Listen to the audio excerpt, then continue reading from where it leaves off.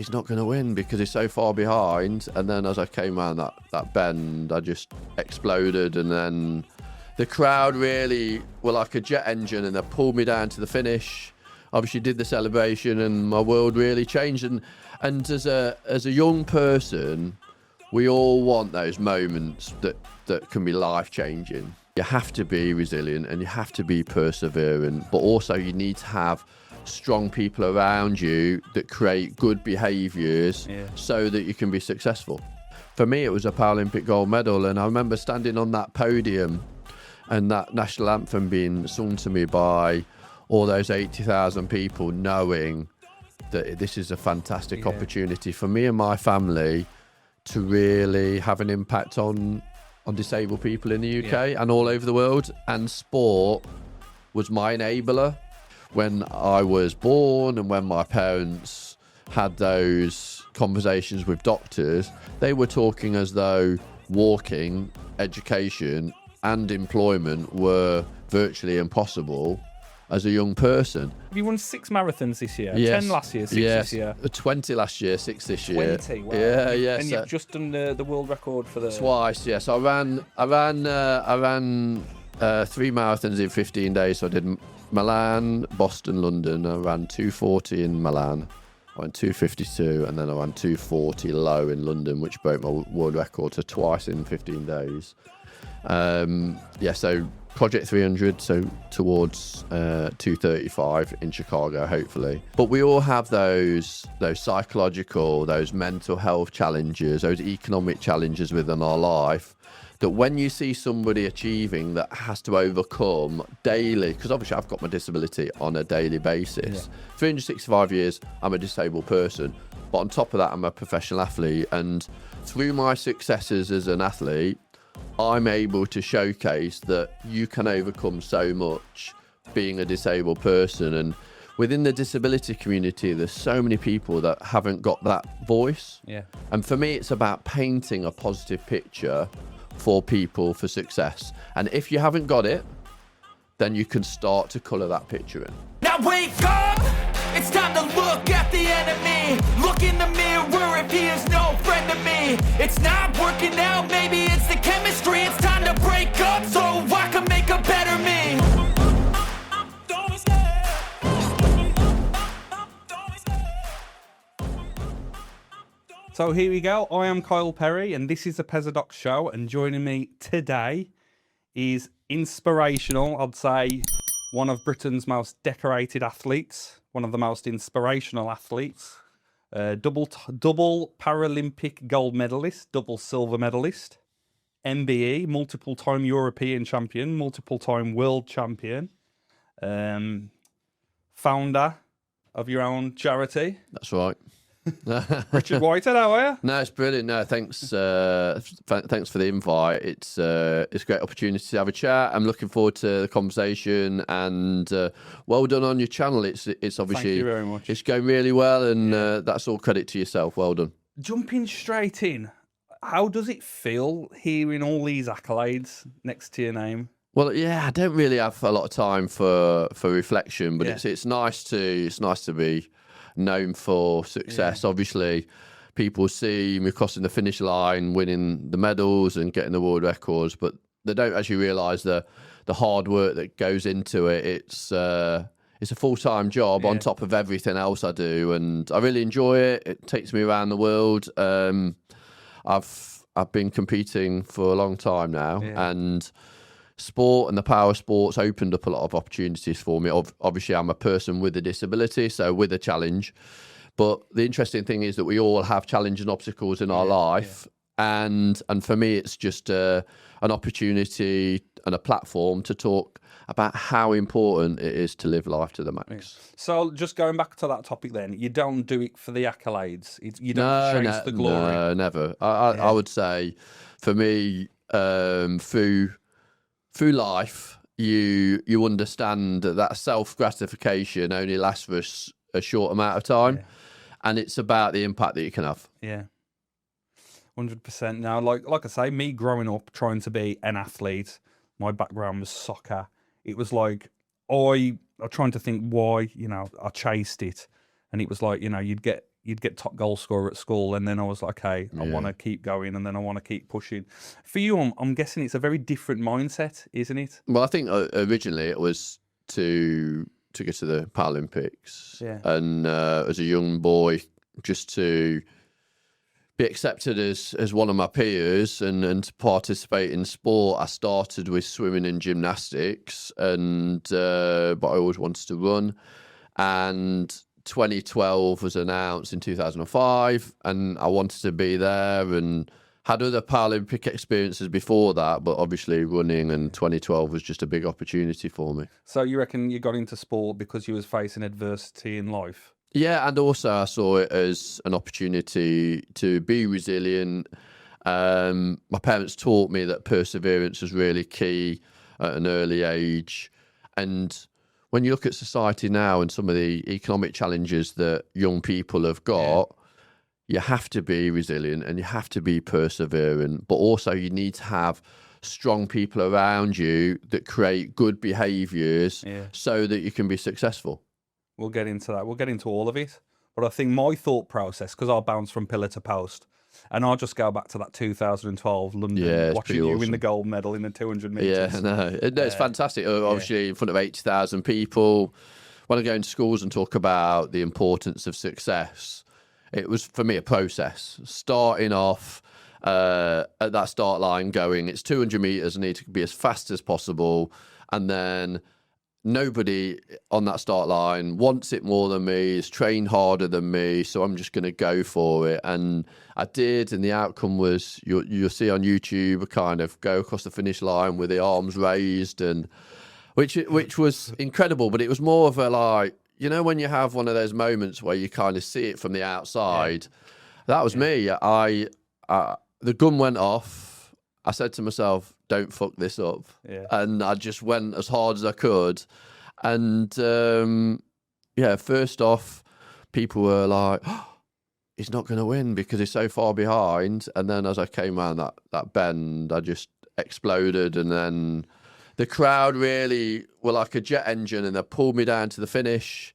Obviously did the celebration, and my world really changed. And as a young person, we all want those moments that can be life-changing, but you need to be prepared for them. And luckily I had a really strong team around me, agent, coach, that gave me the tools to equip me for those moments that I could utilise for the greater good, not just for those self-gratification moments, the parties, the freebies, but actually the impact you can have through the power sport. Interesting. You said, like, people doubted you when you started the race. Did you doubt yourself or not?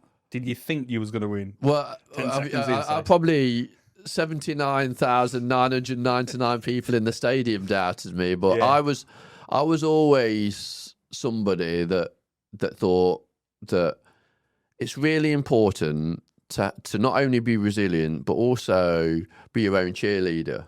And with the confidence of my coach and the training that I'd put into place, I believe that I could do the best I could, and that's what we need to do. As society, we all need to show up, we all need to give our best. And on that day, on the 1st of September 2012, that was a first opportunity that I feel the public really got to see the best form of Richard Whitehead. And on that stage, how can I explain it? It's one of those moments that defines a career, whether it's, like, in your case, your professional debut or scoring that penalty in a FA Cup final. For me, it was a Paralympic gold medal. And I remember standing on that podium and that national anthem being sung to me by all those 80,000 people, knowing that this is a fantastic opportunity for me and my family to really have an impact on disabled people in the UK and all over the world. And sport was my enabler. And I know a lot of people still are not inspired or liberated by sport, but there's so many benefits from it. I think they are. I think you've opened the door so much for so many people. And like you said, for your own career, I think it was a moment in time. Like I said, I mean, we can get into labels and everything. I don't know, am I classed fully abled, or people say normal? What would I be? I mean, a white guy. I think everybody's different, right? I mean, my point is, you inspired me in that 2012 Olympics. No, it's fantastic to know that. When I started my journey, I just wanted people to know that it's possible. So you've got to believe to achieve, and one part of that is seeing people that are actually achieving, and then you relating to some of those challenges, obstacles that those individuals have. Maybe not physical, like obviously my disability you can physically see, but we all have those psychological, those mental health challenges, those economic challenges within our life, that when you see somebody achieving that has to overcome daily, because obviously I've got my disability on a daily basis. 365 years, I'm a disabled person. But on top of that, I'm a professional athlete. And through my successes as an athlete, I'm able to showcase that you can overcome so much being a disabled person. And within the disability community, there's so many people that haven't got that voice. Yeah. And for me, it's about painting a positive picture for people for success. And if you haven't got it, then you can start to colour that picture in. It's amazing hearing you speak. Honestly, I can see why. I love the platform that sport's given me. Yeah. But I feel that people that have that platform don't utilise it enough to communicate with a wider audience. And what I mean by that is, not those people that you can communicate with. I'm talking about those hard to reach individuals that may be at home, like watching this going, but how does that relate to me? And you don't need to be a Paralympic gold medalist. You don't need to be a world record holder, but just understand that every day, not only am I a professional athlete, I'm also having to cope with the challenges that you're having to cope with. Getting out the door, or taking that first step, or that self-doubt, or understanding the world's against you, which it's against everybody. Yeah. But you've got to have the confidence and the foresight to actually go, but today I'm going to be better than I was yesterday. Yeah. And every day that you have the mindset like that, you're taking that step forward. So it's important that I continually talk about, obviously, positivity, but also communicate with young people, because they're the leaders of tomorrow, and they're the individuals that are going to be editing videos like this, that are going to be standing for like Prime Minister. Yeah. They're hopefully going to be the next astronaut. So we need to be supporting them and giving them the confidence to be the best advocates for their own life 100%. As possible. Do you feel like that's a weight on your shoulders? So you're not just doing it for your career, but obviously being the inspiration, let's say, to some people. And I think obviously people talk about inspiration porn and all that. And for me, it's my gift is nothing to do with sport. I believe that sport has given me an opportunity to have a voice, and I don't think everybody utilises their voice as they could. And what I mean by that is that it's fantastic to talk, but are you heard? Are you listened to? So hopefully my platform enables me to communicate with a wider audience, and then to give them confidence or unlock their potential so that they're actually heard. Yeah. And there's so many people out there with different opinions and voices, and we all deserve to be heard, whether we believe or relate to their methodology or what they're talking about. But I'm a kind of person that likes to listen and then likes to educate from that. And inclusion for me, because we all talk about inclusion and being excluded and inclusion. And inclusion for me is about everybody having a platform like I did in 2012. And then on that platform, really showcasing who they are and having an impact on society. Yeah. But it's transferable skills for me, and I've said this with other high-performing sports guests, ex-England players and people who've played in the Premier League, and it's saying, in sport, it gives you a certain attributes which you can take with you into everyday life. Yeah, for sure. You can take it into an office, you can take it into social situations. Yeah, for sure. And I think sportsmen and women have a toolkit and a skill set that isn't utilised. And when you retire or when you come out of professional sport, society needs to understand these skills are transferable into employment. I did it the other way around. I was in education, worked as a teacher, worked in sports development, then found sport a little bit later. And the skills that I learned at an earlier age, I've then transferred them into sport, but then really kind of testing the waters with how those skills can accelerate performance on the track and on the road, but then also help me connect with people and then hopefully enable those individuals to go on a similar path. But I also think professional sportsmen and women really do have this opportunity and voice to go, actually, I can make a change. I can make a real difference in their local community. Yeah. We have Olympic, Paralympic, we have professional athletes in every walk of life, in every community, but they're still not utilised enough. Yeah, I agree. Do you follow the Manosphere? Have you heard that? HS TikToky and so these guys. I watch and listen to a lot of things on social media, and especially those guys, and they're obviously not positive behaviours at all. They're interesting people that have a lot of attributes to success in the wrong way. So, for instance, criminality. Yeah. For instance, negative behaviours towards the other gender or the sexualities, and disabilities, and their communication skills are very poor. Yeah.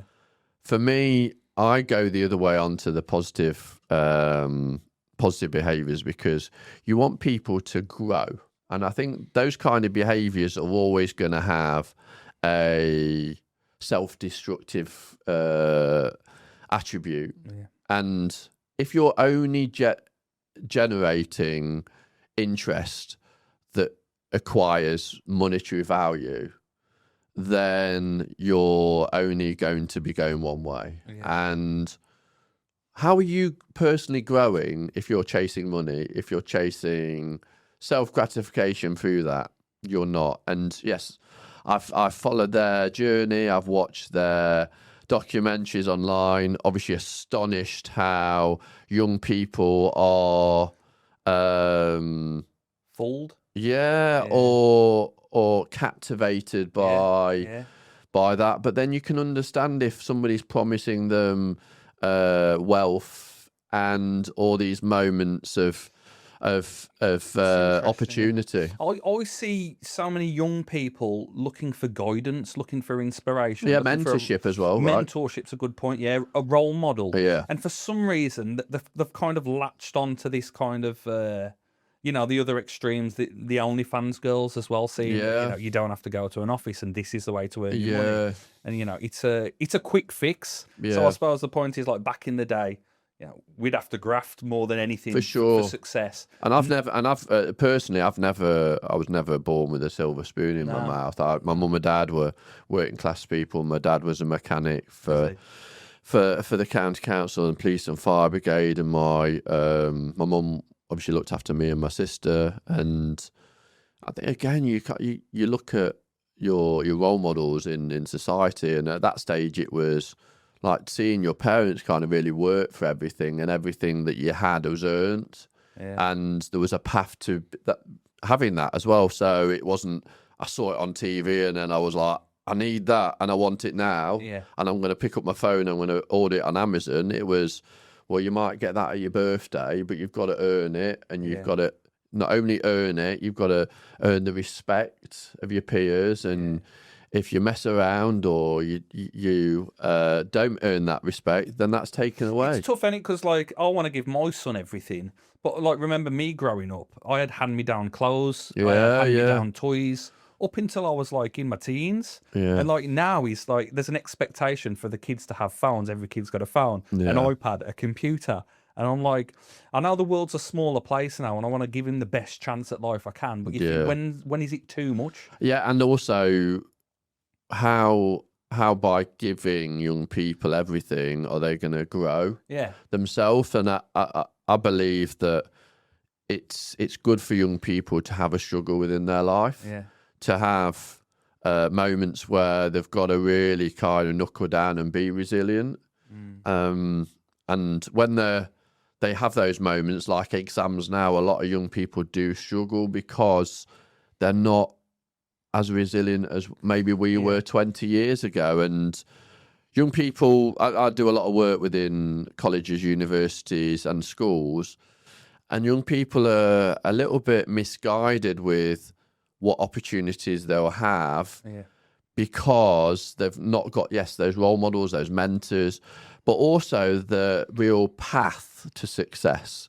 Like you would gain apprenticeships or your work experience, and then you'd go into a role that was maybe at the bottom end of that ladder and then work your way up. Young people are expecting to go into a job now that's £25 an hour straight away, and I'm astonished that young people are expecting to have those kind of rewards. Success is not linear, is it? It goes up and down. And I say I'm the success I've had is thanks to my failures. I've fell down and failed more than most players. Yeah, and I think within sport, it definitely teaches you a lot about society.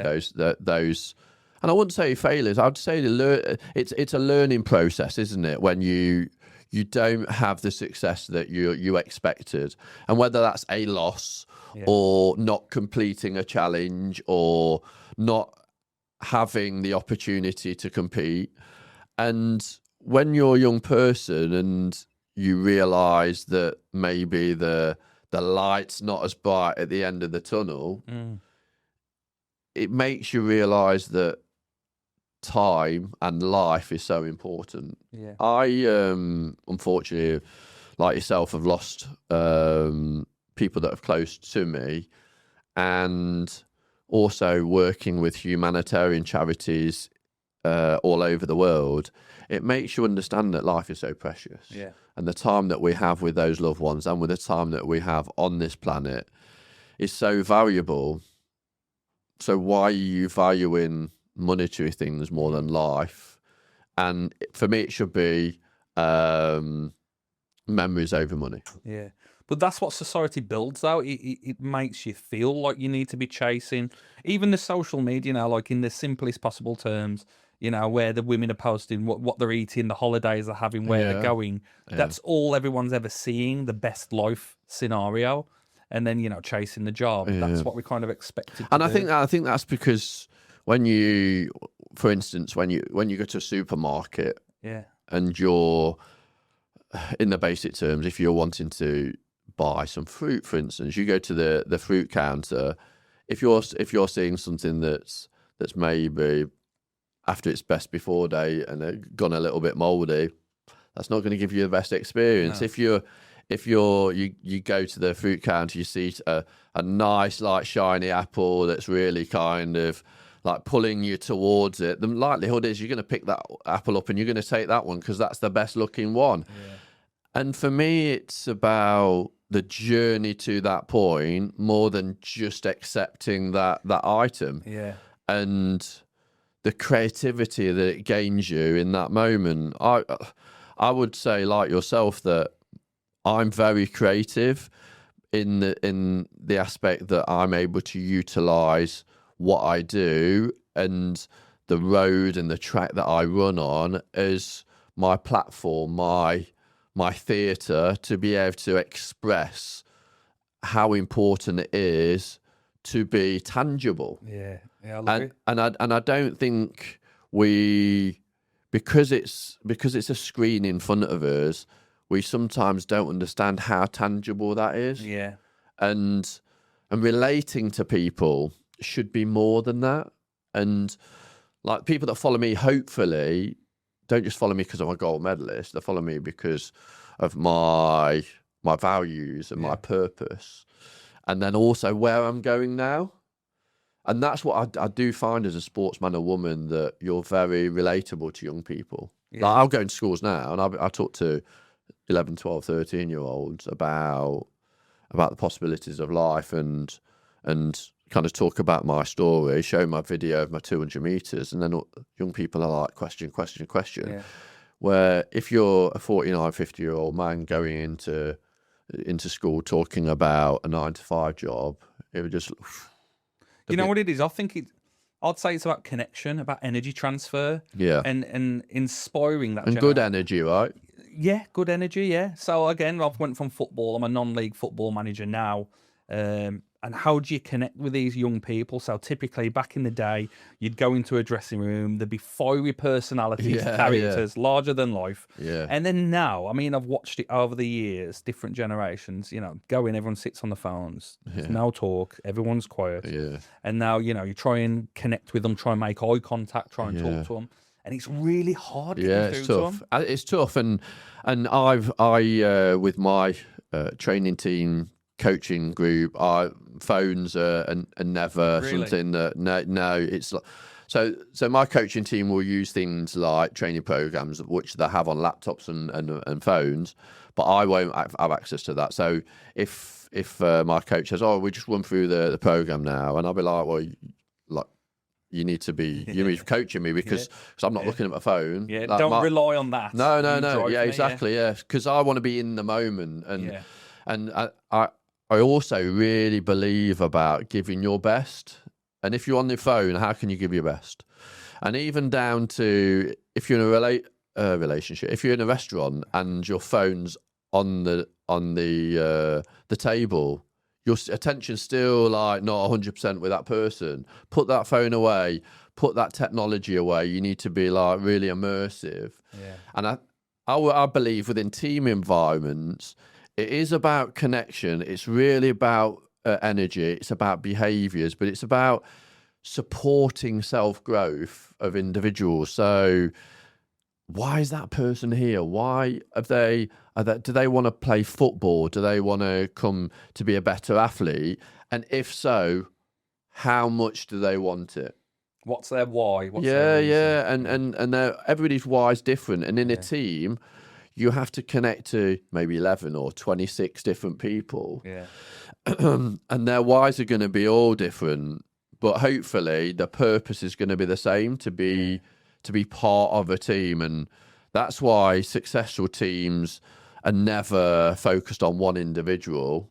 It's all about you're only as strong as your weakest link. Yeah. And I've been involved in, like, my first Paralympic Games, I went to a Winter Games in 2006. I played ice sledge hockey in Turin. And the team that I was involved in was very weak. We had probably 4 or 5 very good characters, good behaviours, trained really hard. I would say are athletes. And we had a lot of other individuals that liked the opportunity that we gave them, and they made up the numbers. And in a tournament like the Paralympics, when you're playing big guys that they pick on you because they know you're the best players, and as soon as you're out the game, they're just going to roll over the rest of the team. So it really gave me the insight around my team. So at the moment, for instance, why I'm talking about that is that at the moment I have a team that I've put in place that are individuals that start at point A, and my expectation is, as well as being an employed member of staff, they're going to grow in that process. So if I employ you as my S&C coach, I don't expect just your strength and conditioning tools. I expect these other little nuggets of success that you bring to the table that then enrich me. So, for instance, my S&C coach is also a fantastic advocate in sports science. So I also access some of the sports science skills that he has to give me, and vice versa across my team. And I have people in my team that only have the energy that I need to grow, because when I get to that start line, I need to know that I've done everything. Yeah. And as you get older, all those 1%ers count. Oh, yeah, most definitely. Everything. In all aspects of life. Sleep, as well, that is. Yeah. Nutrition, strength and conditioning, discipline, resilience. Yeah. And it's so important you have people that advocate for you. They're your allies. Yeah. Because when the shit hits the fan, you need to have people that are going to back you. Yeah. I go off the 3 A's. I say attitude, attributes, and application. Yeah. And you can't have one without the other. An attitude over ability. Oh, 100%, yeah. And that's big in football. You see so many talented players, but if they don't apply themselves right, if they don't have the right application, they're never going to make it. No, and there's some real simple indicators that young people or people that are coming into your team are going to really struggle. So things like timekeeping.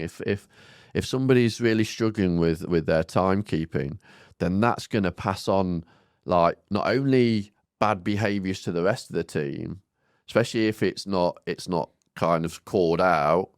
It also it starts to make you think, well, if they're not turning up on time, is that because they think that my time isn't worthy of their time, and have they bought into the process of my success?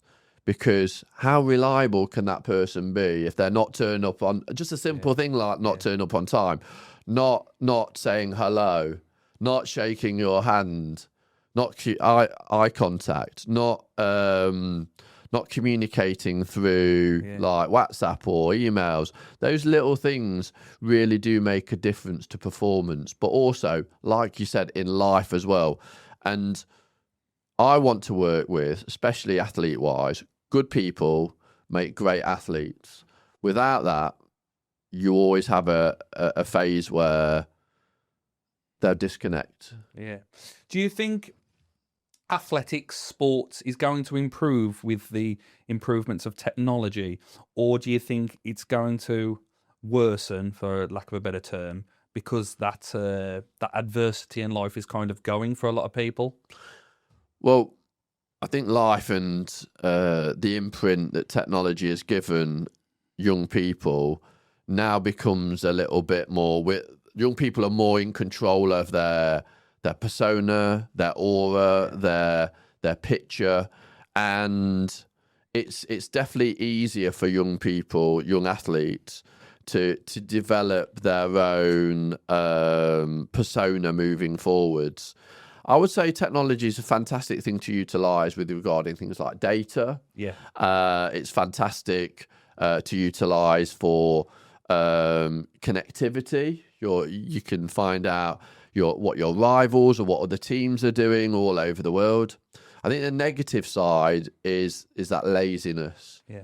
It starts to make athletes think, instead of actually going out there and doing the work, then maybe I can do other things that's not as physically active.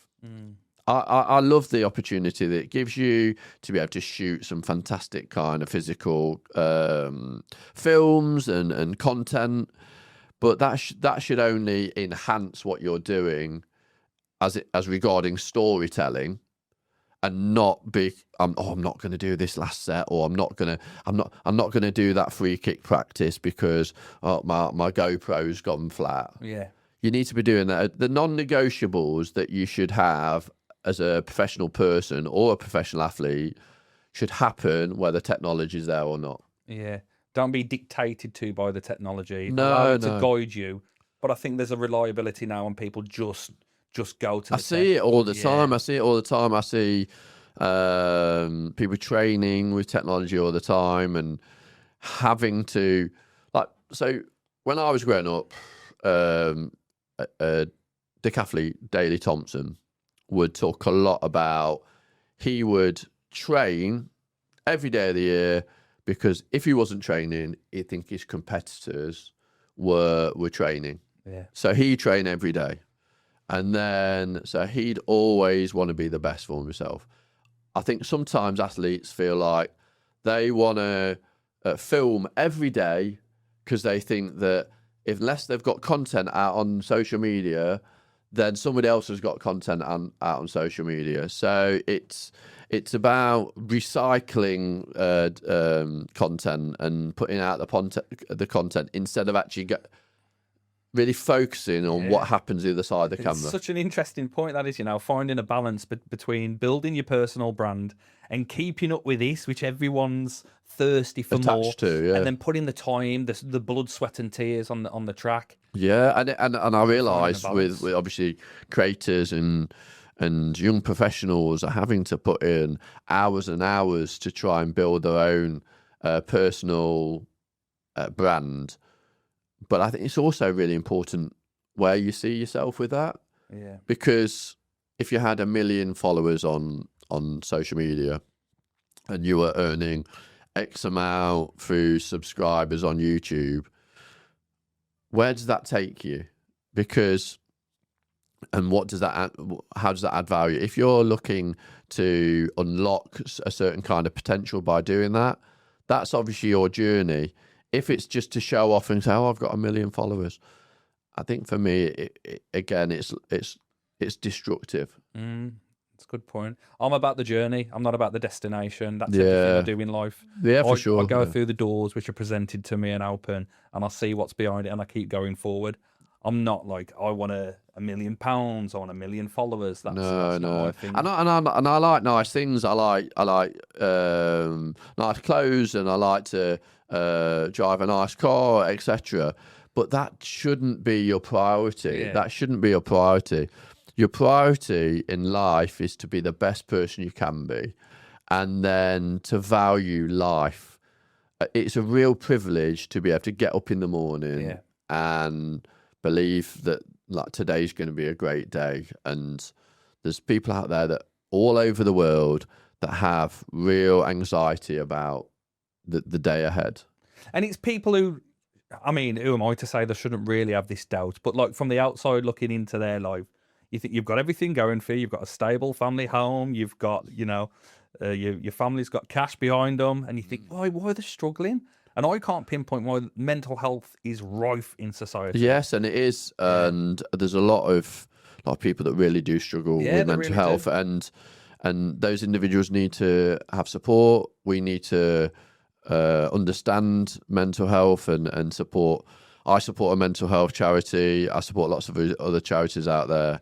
And I think we should never judge other people for mental health struggles. But I also think that some of the technology that we're able to access now makes us very comfortable within society, that we don't challenge ourselves. Yeah. And I think it's really important that we're uncomfortable and we put ourselves in vulnerable spaces to be able to learn about ourselves and our environment around us. I think also when we look at our friendship groups, sometimes you look at the diversity of our friendship groups, it's not very diverse. Like you'll have friendship groups where maybe they look the same as you or sound the same as you, or everybody agrees with each other. And that's not very diverse. It's not very good for your own self-growth. Yeah. And I've always been somebody that's actually gone, I want to challenge myself. I want to, and people will say to me on like social media, oh, what's your next big challenge? And when are you going to retire from like sport? And people have been saying that for 20 years with me. Like, when are you going to retire? And I'm never going to retire from my philosophy of life. And that is that we can always do more. We can always give back because time is so precious. I totally agree. I mean, in football, it's called yes men. You surround yourself with people who just are in agreement with everything you do. But then I'm a strong believer. We're all learning as we go, aren't we? Yeah, for sure. And also with that learning process is, are you a driver or are you a passenger in your own life? And that's so important, that you're the one at the steering wheel. Yeah. Because there'll be people that say, why are you not doing this? You should do that. And just keep your hands on that wheel and keep going in the direction you will. Because there will be bumps in the road, and there will be times where you need to stop and pause or maybe take a different direction. But be in control of that, because people that put that self-doubt in your mind, it's because of their own self-doubt. It's not because projecting. And that's why having people that have positive energy is so important. Yeah, I always, because I'm a people person, but I'm a people watcher. So am I driving? I'd say I'm a spectator watching, but that's what I enjoy, the psychology of, oh, that's an interesting dynamic. Why is that like that?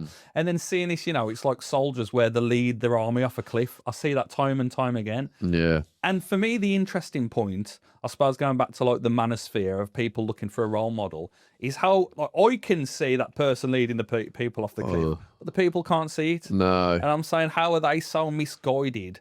Or how does that person empower themselves so much to convince them? Because I don't try and, I'm not a messiah. I don't try and build a following in that kind of sense. No. But it's so fascinating. And everybody has those areas of that they like to improve themselves. Yeah. Everybody has made mistakes, and with those mistakes, it's about learning, and it's about, like, if you ask me, like, what was like 10 years ago, because obviously 2012 was about 12, 14 years ago, to now, completely different person, completely different outlook to life, completely different prospects. And that's because I've worked really frigging hard for it, and I've really pushed myself, and like I said earlier, made myself vulnerable.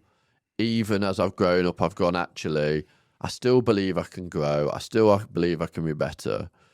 But then I still think it's important to listen to people like those individuals from that Manosphere kind of group, the Tates of this world, and go, actually, that is not the right path. Yeah. And don't shy away from it, because there's people that obviously believe that's the right path, and be like educated, and then make those positive decisions for yourself. It's like bravado, isn't it? So listening to you speak, then I'd say what I've done is lean into the vulnerability. So I've spoke previously. I was a nervous kid, but I enjoyed singing. And then the headmaster, who was friends with my mum, would always get me up to sing in front of everyone. And then I started a rock band, and then I started performing on stage.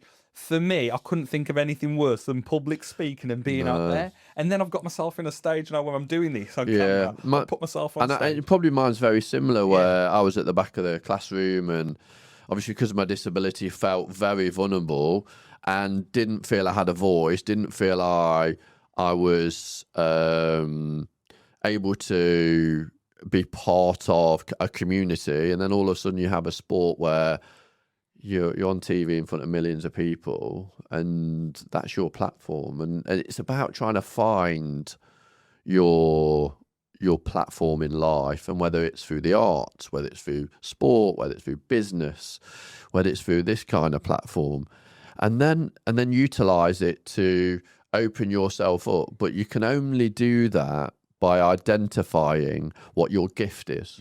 And as soon as you find that gift, and I talk a lot about this, you might find your gift when you're 6, you might find your gift when you're 26 or 60, but when it comes, then embrace it and utilize that as a platform to then be able to communicate to a wider audience. Yeah. Who was your role model growing up? So I would say, as a person with a disability, without an inclusion spectrum, without the technology, I didn't see anybody that looked like me at all, even as I was growing up in my teens into my 20s. And so when I saw a lot of my friends like being inspired by like footballers at the time, the Ian Rushes, the Linekers of the time, the Daley Thompsons of the time, for me, I was always inspired by people that had like really positive skills. So I've got this kind of sieve that I have, and then when I see people that you're great, you're very kind, you're very resilient, you're very thoughtful, I kind of take those skills, I put them in this sieve, it sticks to the side, and then I take them out and I say, how do I become more kind? How do I become more resilient? And I wouldn't say it's one person that I've ever had as a role model. It's more people's skills or influence that I've had on my... You'd see something and go, I like that. What how they speak, or how they relate, or how they have empathy towards their community. An athlete called Terry Fox that lost his leg due to cancer, he was somebody that I related to when I was in my teens, because I always wanted to run, and I saw his story when I was in my teens, and that was kind of the path I wanted to take. But generally, role models, in certain cases, when the humanistic ones, like we've obviously talked about, can let you down. And that's why skills for me have been really more important. Say, growing up, if you had that representation, do you think things would have turned out better, worse, if you had somebody like you? But say there's no reason that they never turned out to be an alcoholic or a wife beater or, you know, anything, just because they have the same thing that you have. I just think it's a different perspective. Yeah. I've traveled the world and met millions of people that have really opened my eyes to prospects and perspectives in life. Yeah. And without being a sportsman or woman or being that adventurous, I'd have never got to the stage I'm now. I'm thankful of what I've done.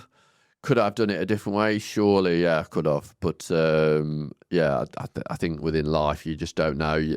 I think as a young person, there's always that twist in the road where, like, I was maybe partying too much, and then there's that full-time athlete. Do you continue with the partying? At both ends. Yeah, and it clearly doesn't work. No. And I think probably I had it later on in my life where I was working and then partying a lot, and then I was like, what do I do now? Do I see myself as a person in the 50s? It's paid off the mortgage, 4.2 like family, but not really delivered on my purpose? Or do I see myself fully committing to sport, where I'm going to be passionate about it? I'm going to be able to hopefully inspire millions of people to go on their own journey, and then also feel a lot of gratification for what I've been able to do, and then hopefully have a legacy that people in Nottingham, the East Midlands, all over Great Britain really relate to. Where do you think you get that foresight from, to be able to have that long-term thought process, where you've just painted out two scenarios of your life? Yeah, no, and it could have gone either way, and I think we can all... for us all, couldn't it? We could, it definitely could, and yeah, you just party too much, and then had that kind of moment where I was like, right, Richard, I need to really kind of knuckle down, and yeah, and I think it was just having the parents that obviously look back and go, actually, they work really hard from everything they've done. Yeah. But also it's about, I think you wake up in the morning and realise that I am different, and celebrating difference is really important. And a person with a disability, it is harder economically. There's a bigger price to being disabled. Time as well. Like, if you've got a disability, it takes you longer to get to your place of work, place of education. Some real challenges for disabled people. But then as a young person, I think I wasn't socially aware of who I was until later in life. And then when I understood that actually this is a real opportunity, it's gonna take a lot of effort and time to be successful, but I feel I can be. And then also, I think through tragedy and then my trauma, which was probably living with a disability, then realising I'm going to use that trauma as a positive. Yeah. It's amazing. I mean, listening to you say those kind of terms there, I think I found consciousness, for want of a better word, when I become a dad. And I think that was 26. I think before that point, I was on a wave and I was riding it, and I wasn't really aware of my surroundings, let's say, and I just knew I wanted to be a professional footballer. And then the more people that told me I'd never amount to being a footballer, I'd never achieve it, I was like, I'm going to show myself that I can and show you wrong. Yeah. And it's just an interesting thought. And I think as a person, again, with a person with a disability, you've got so many barriers and obstacles in front of you, and it's not had the recognition or the support that, because we will all in society have debilitating times in our life, and we'll all have a connection to disability, but we don't invest enough of our time upskilling ourselves in the importance of inclusion within the disability community. So for me, it's, I would say, was it a light bulb moment? And then I kind of, maybe in certain cases, it was a light bulb moment that I was kind of, this is what I was going to do, and I was going to go full hog at it. But I think, are you born with it or do you gain it? I think with me, I was probably born with the pig-headedness to go, actually, nothing's going to stop me. Yeah. But I wasn't I would say I wasn't a very happy child because I just felt different. Yeah. And like primary school was really tough for me. It wasn't inclusive. The headmaster was a dick. Secondary school was a lot better.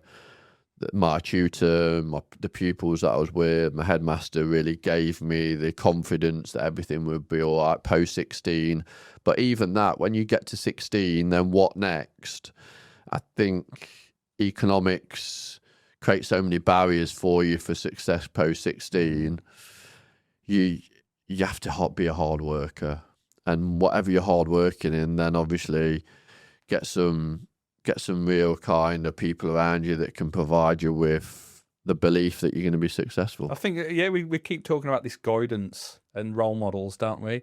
But again, you've touched on representation. So do you see it being an important part? Because as I say, for me, I go back to films. I loved Ellen Ripley from Aliens, Sigourney Weaver. It was a woman. I at no point thought, she's a woman, I'm a man, but I thought because that was just who I aspired to love in films. Football, Stan Collymore, Andy Cole, Dwight York, Les Ferdinand, all these strikers who scored goals, all black men. Yeah. At no point did I ever say, you're black, I'm white. Do you know what I mean? But is this because I'm like an able-bodied white man? I don't know. Yeah, and I think sometimes that subconscious bias really does have an impact on our thought process. So, for instance, they talk a lot about like villains in films being people that are either disfigured or have a disability. And when you look back at some of these films, you go, actually, that is right. Now, all my self-conscious bias around the community, around, that person doesn't look like me, I saw them on the Alien film or whatever. Those self-conscious bias are either through what we're learned from our parents or around kind of discrimination. It's like indoctrinated, is that the right term? Yeah, like racism and sexism and but also if you're watching those films and you're seeing a villain being somebody that is a different colour to you, which generally isn't in films, it's more they're disfigured or they've got a disability or and that's why a lot of vets, so people from the armed forces that are then have this they're shown that because they've come back from obviously conflict, it's had a negative effect on their life. And a lot of vets now are trying to educate that PTSD isn't something that should be shied away from. It should be supported, and people that go and fight for us all over the world need to be celebrated in society, not victimised about some of the conditions they have when they come back. But yeah, the self-conscious bias thing is something that I think it's something that we really need to look at, and especially with, like you were saying about that kind of, you seeing like black footballers as something that were role models, and that's fantastic that was happening. I'm sure that maybe 20, 30 years ago, there weren't the conversations around racism now that actually people are talking about them. Those conversations are happening now. Even though racism was obviously rife back in 20 years ago, I think it was because society now is more front-facing. We can have those conversations about, yes, I'm a black footballer, but obviously I've had to cope with discrimination all my life. One thing I will say about that, and this, I've got a lot of black and Asian friends, and they didn't realise until I spoke, a couple of them I spoke to about discrimination that I have on a daily basis, and they related it back to themselves and say, that they suffer discrimination on most days. And I said, do you realise that as a white male, with a disability, I have discrimination every day. And they're like, and I'll show you. And then you just go out into society. I've got obviously shorts on like I do today. And the amount of people that look at you different, film me on cameras. Oh, right. Okay. And then also make comments. It's really interesting. And then also, then as a person that wears a tracksuit for my country, then I use that as an opportunity to educate, especially young people, about it's okay to be different. Yeah. See, I mean, listening to that then, I mean, I love the beauty of kids and the ignorance of them. You know? And I've also got young children, so on my school, and I'll still get like young people come up to me and say, "Are you a robot? What's your?" Oh, really? Yeah. Talk to me about your legs, etc. Yeah. And a lot of their parents will pull them away, and I'm like, no, it's actually okay. They need to ask these questions, because as soon as you pull that child away, that is saying it's not okay to be different. Yeah. And it's not okay to be educated. And that's a real generational challenge that we have. And I would say, when I look back, it might have been my mum and dad's generation, but I also see the COVID generation of being isolated and then not actually going, how do I communicate this? I'm feeling a little bit on edge because I don't know whether to actually ask a question that might have a negative response. Yeah. Well, that's an interesting point. I like working from home, and I had a couple of young girls working for me in the 20s in the office place. And I was like, I enjoy work. And they were like, no, we'd actually like to get out of house, because we grew up, we lost our education and social structure. Yeah. So it's interesting for us to get out and socialise and see people in the office. And that's something I took for granted. Yeah, no, and I think we all did through COVID. And I think one of the groups of people that really thrived in COVID were disabled people, because that's their norm. Yeah, that's a norm. It's like I was astonished by like some of the conversations I was hearing about. But what am I going to do with? Like, I can't get to the gym at like 6 a.m. every day because I'm not allowed to get out of the house. I'm saying, well, your next door neighbour who's got a disability hasn't been out of the house for 6 months. And the reason why is because you're protecting them and their health moving forwards. Together we are stronger, and that should be a real message. And COVID really showcased some of the vulnerabilities we have in society. Really, and some people came out of it more resilient, more focused and driven, and others came back with it. And I remember, like, some of the things, you'd walk down the street and then people would cross the road and walk the other way. And disabled people used to get that because they were disabled. Really? Yeah. And then exactly. And then in COVID, they used to do it because they saw everybody as somebody that could, like, give them COVID. And that misinformation about that.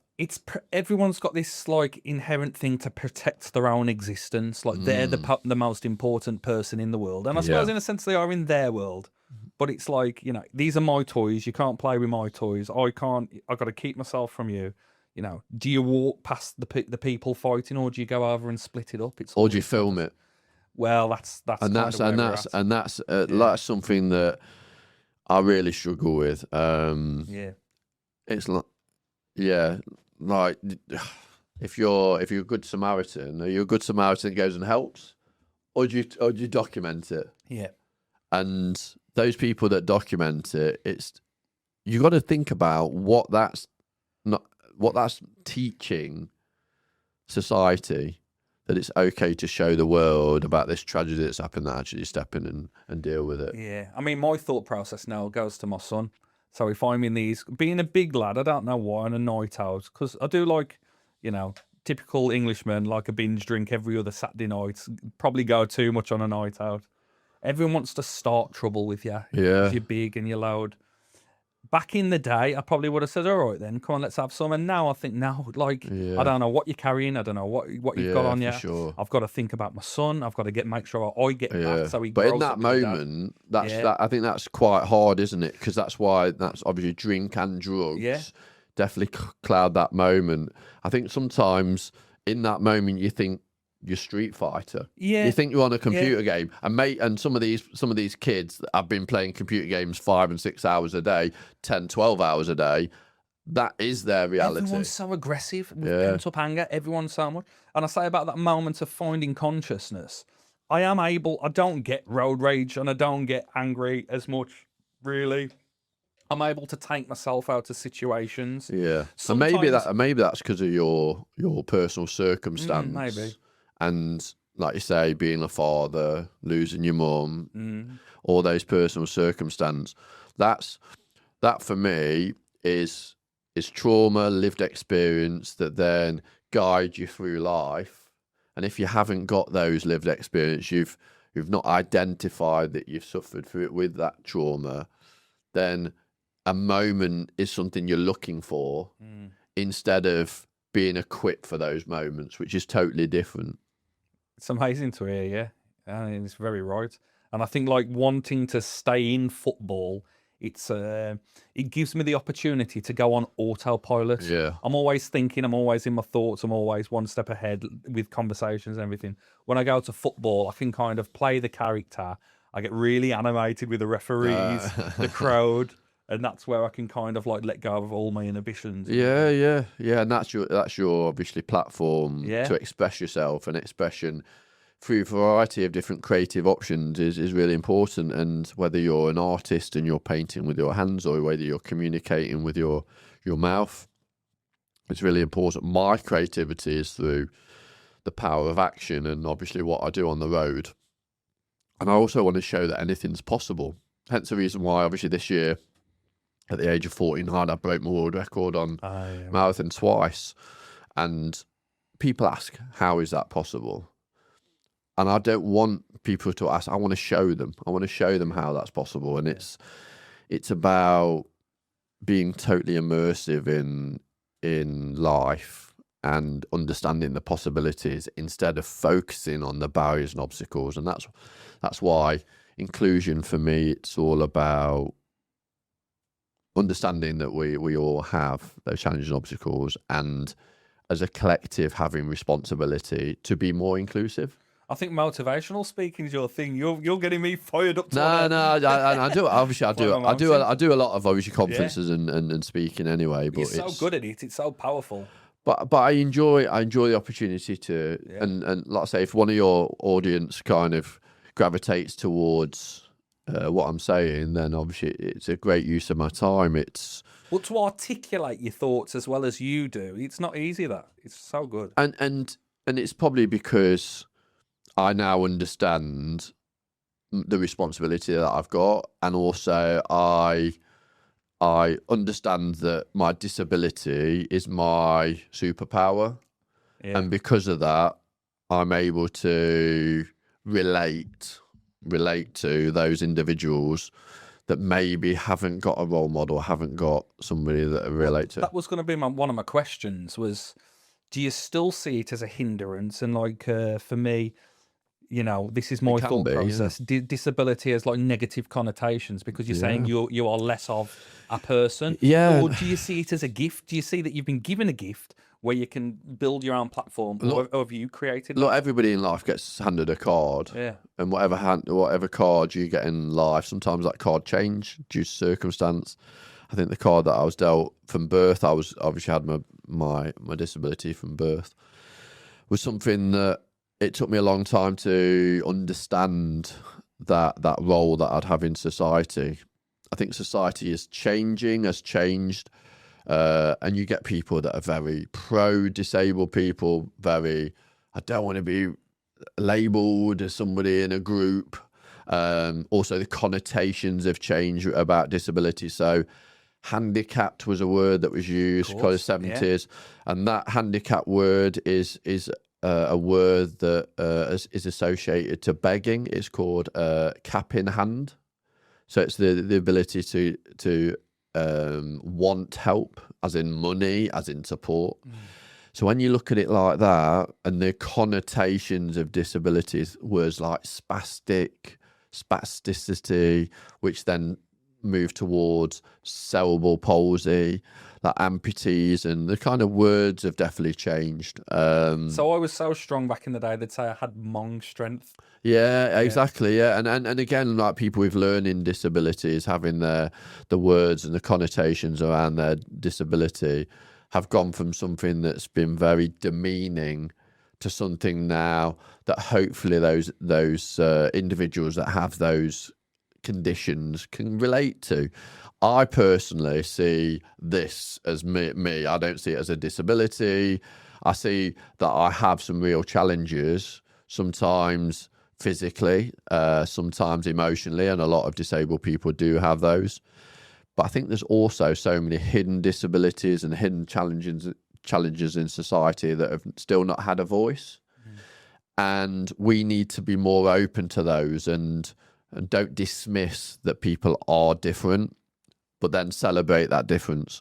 Because in society, we need to be more representative. We don't need to be representative as white males, that heterosexual. They need to, if whatever kind of intersectionality you're from. So, for instance, if you've got a disability and you're female and you're from the LGBTQ plus community, then you feel that the safe space is out there for you. And I've had to do a lot of learning in the last 12 to 14 years, so that when I'm talking, that I can not just talk as a white male with a disability, that I can really resonate. And I do a lot of work in Nottingham and East Midlands around kind of going out and listening to those communities and then working with those communities to understand what those challenges they have. And a lot of the time it's just not being heard and not being represented. Yeah. Amazing. Can we get on to the mechanics of your legs? Is that okay? Yeah, that's what I'd be on, Yeah. I mean, it's incredible. So I'm guessing 20 years back, the technology wasn't there like this. Yeah, no, obviously over time things have evolved. Yeah. And I've got I've got processors in my knees that enable me to walk. The technology is quite expensive. When I first started my movement journey, if you want to call that, I was 18 months old, and the technology was from probably World War II. We seriously were made of tin. They were heavy, not functional. And the NHS wasn't able to create that technology for me to access society. So when I was born and when my parents had those conversations with doctors, they were talking as though walking, education and employment were virtually impossible as a young person. And then now obviously the technology has really evolved, that this kind of technology can be accessible for not just amputees, but anybody with a physical disability, and lots of different pieces of technology, which is out there. The real problem is that the NHS is underfunded. So the kind of technology I'm wearing now would be virtually impossible for somebody that's a double leg amputee. They would have technology, but it wouldn't be as high tech as this. I'm sponsored through my sports success by the company OSA, which provide me with the technology I need to walk. Other amputees or other people with physical disabilities have to go through like a time process. Yeah. And what I mean by that is, imagine, so you want to go out there, play football, do physical activity, go to work, go out into the community. For it, you need a pair of trainers, a pair of shoes. Imagine if I said to you, well, it might take you about 8 months. Is that all right? You have to go for a fitting first. And then that fitting, they'll kind of fit you for the right kind of footwear, but you're not going to get it straight away because then that needs to be manufactured. And then you need to go for a second fitting. Yeah. And then you might get it if the fit all right. But because they're unique to you, you might have grown in that time, or your stump or whatever might have swollen. So you might have to go through the process again. And so that process it can be weeks, most likely months. And in that time, you'll be inactive.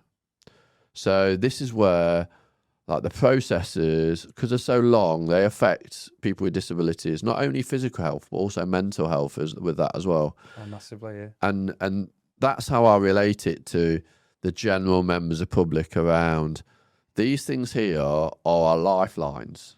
And if they're taken away, you haven't got a life. You're stuck at home, you're isolated by your disability, but also you're isolated through society and the processes that society have.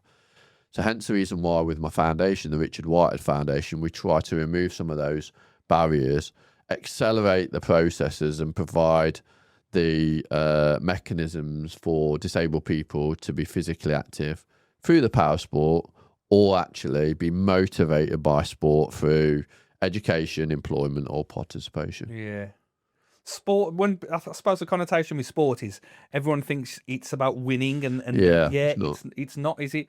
I mean, now more so than ever, the participation aspect of it. But again, I go back to those transferable skills. Yeah, and also not even that. Inclusion. There's also other skills that you can benefit from, like, so obviously parents that take their children to sporting activity, like the administration side. Without the volunteers at grassroots level sport, there wouldn't be any. Yeah. And things like park run, which are free every weekend, or volunteer led, and there's lots of elements that you can get involved with. Might not just be for your own physical health and well-being, but also for other people's as well.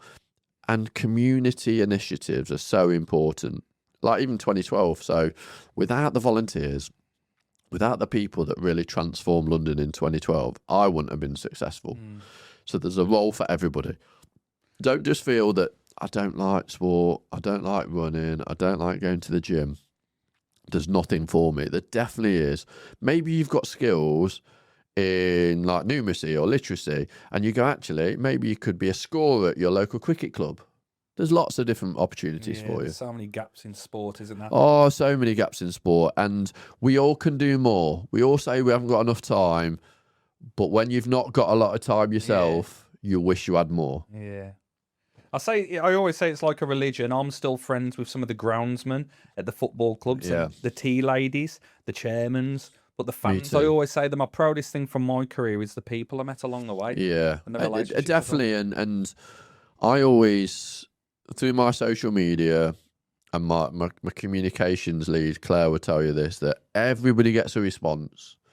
Like, I've had some posts that have got millions and millions of followers, and everybody that's responded to those posts have always got a response from me and my team to say how thankful we are to get that support, because without those individuals, however good you are, you're only as good as your last race, and you're only as good as your last comment, and you're only as good as your last interaction. So just make it as positive as possible. And it has a knock-on effect down it. And sometimes when you're going up the ladder, you're passing people going down. So treat everyone the same. Oh yeah, 100%. And the same people you pass along the way. And 100%. And I not only, it's not about preparing for when you kind of get to the top of the mountain and then come back down. For me, it's about when you look at other people that have had that success, do you want to have success like them, or do you want to create your own success? And that's why social media sometimes is a little bit toxic, because you're looking at other people's success and then going, oh, I want that, instead of going, I would just like to be successful in my own way. And I actually don't ever see the going down on the negative side. I see just growing all the time. And just the journey changing, and hopefully people come on that journey with me and know that, yeah, maybe in 5-10 years time I'm not able to break world records in the marathon, but I'm doing different things and I'm enjoying life in different ways, and like meeting people in all different areas of society. And I always talk to young kids about, especially those in the disability world, around, look, you need to take my role at some point, because I can't do this all the time. Amazing. But seeing their success is like my success as well, because unlocking that door for young people is so important. And not just people with disabilities. I feel that we all can unlock potential in anyone. and it's about just being relatable. So inspirational. But I've experienced that. So being the golden goose and, signing the autographs, having the pictures, scoring the winning goals, and then aging in football, it's a young man's game, football, and then not being able to do physically what I once was able to do. People walking past you and having pictures with other people, and okay, that's gone. No, that's gone. No, that's gone. And then staying on top of your weight, your body transforms anyway. When you get older, it's harder, right? Oh, just a bit, yeah. So you're still at the pinnacle of doing what you're working doing. Hard, yeah. You must be working. Yeah, they're working really hard. Yeah, working hard, and got people around me that are supporting that as well. So nutritionists, my strength and conditioning coach, my coaches, all these people that need to look for those 1%ers. And I've got like a little bit of a WhatsApp group at the moment. It's called 300, and basically my world record's 240 for marathon. I want to run 235, and between 240 235 is 300 seconds. Oh wow.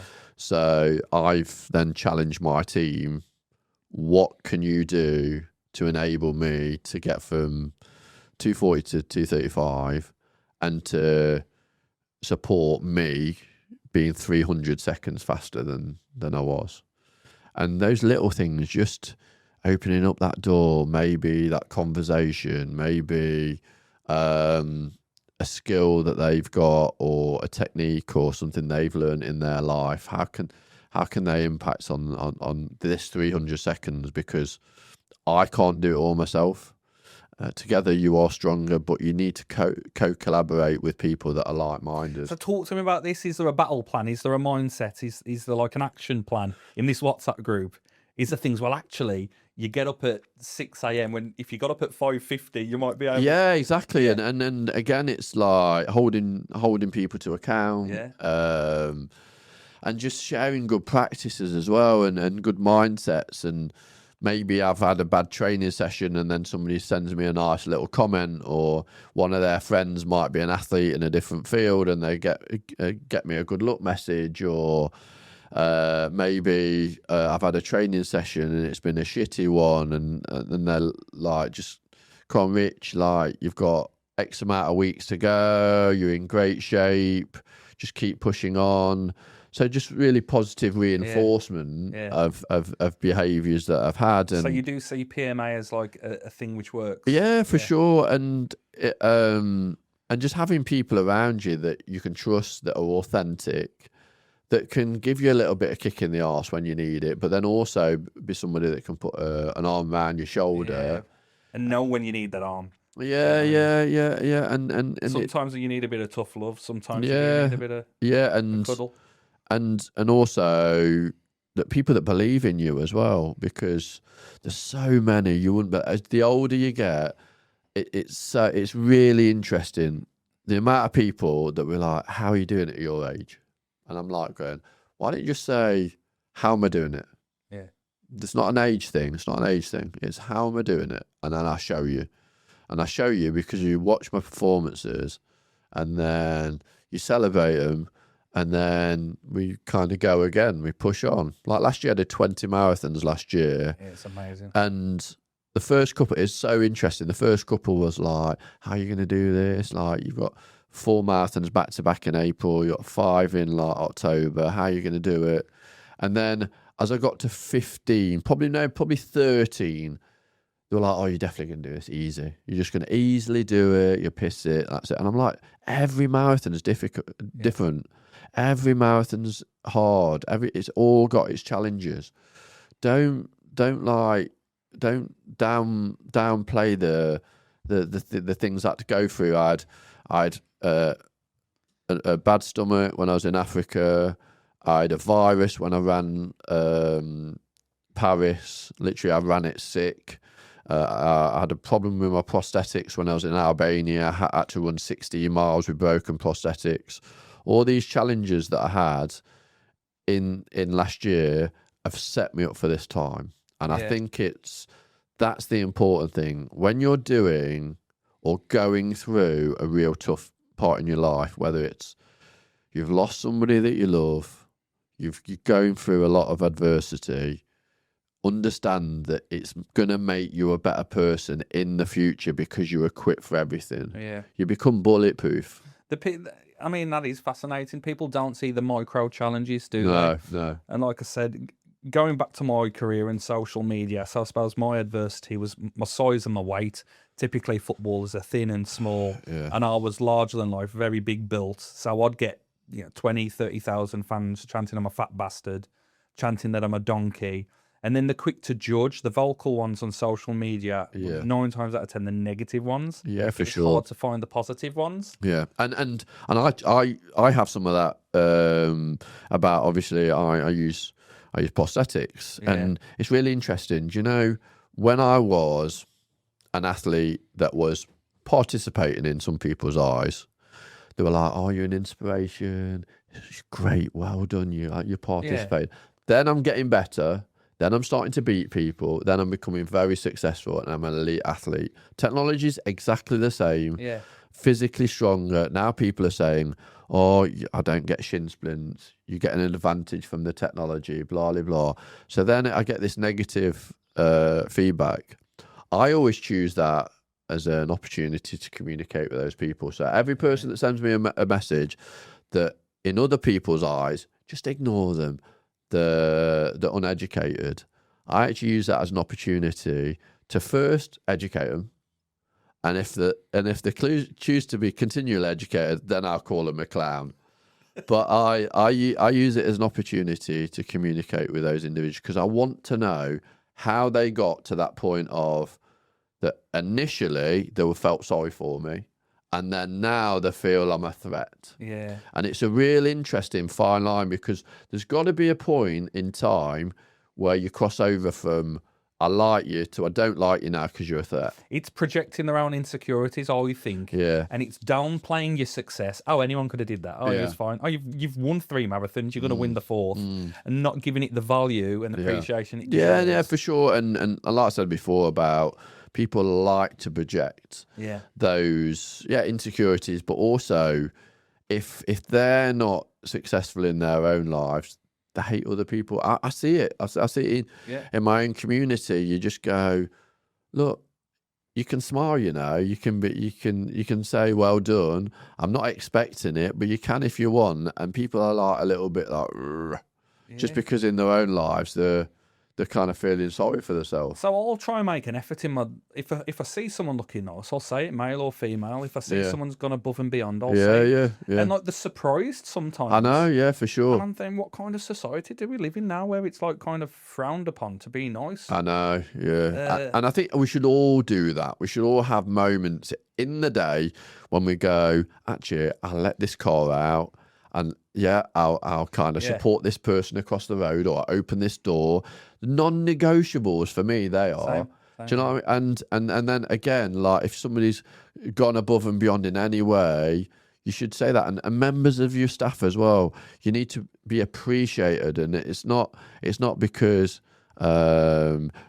it's part of your role. It's because you should be doing that on a daily basis. And I have non-negotiables that I have, like physically, where I get up in the morning, have those kind of moments of like visualization, and maybe I read a chapter of a book, and I'll do some like exercises. But then you should have those non-negotiables in society where when you step out that front door and the big wide world's there, how do you want to be? How do you want that projection to be? Do you want it grumpy, which I am sometimes, sorry, or do you want that projection to be, actually, this person is who he is. He's accepted it, and he's going to have a positive impact on society. Sometimes it's hard to be the guy who's not like always, oh, why me? Why is it happening to me? And for sure, why are people putting the thumb on me and putting me down? But it is. I suppose something I want to discuss is biomechanics, which is an interesting point. So for me, again, relatable. I've got high insteps with my feet, very high arches. And when I turned professional, I saw all these specialists, and they said, you need to wear insoles. Yeah, hamstrings were tight, right? Yeah, hamstrings were tight, but they said, I bet you roll your ankles a lot. And I said, not really. Yeah. And I said, we've done these pressure tests on your feet. Yeah. You can see you're very dominant on your left side, so you must be right-footed. Now I'm left-footed. Yeah. So I had all this science feeding me information, wore these insoles, Within 2 months, I had a chronic tendonitis in both knees. I started having hip problems. I ended up seeing specialists at this point.